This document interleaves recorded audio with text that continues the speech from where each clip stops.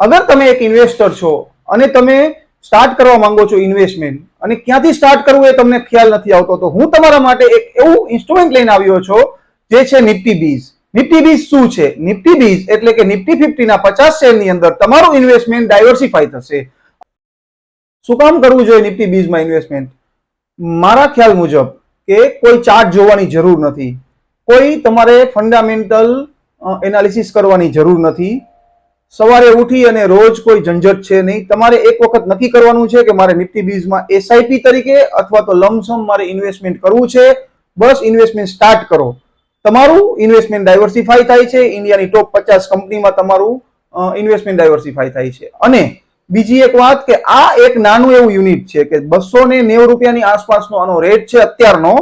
તો આ તમે એક યુનિટ પણ ખરીદી શકો છો કે જ્યારે તમે કોઈ શેર ખરીદો તો તમારે તે શેરની કિંમત આપવી પડે છે. આની અંદર એવું નથી. અગર તમને આ વિશે વધારે માહિતી જોતી હોય તો કમેન્ટ કરો અથવા તો આજે જ અમારો કોન્ટેક્ટ કરો.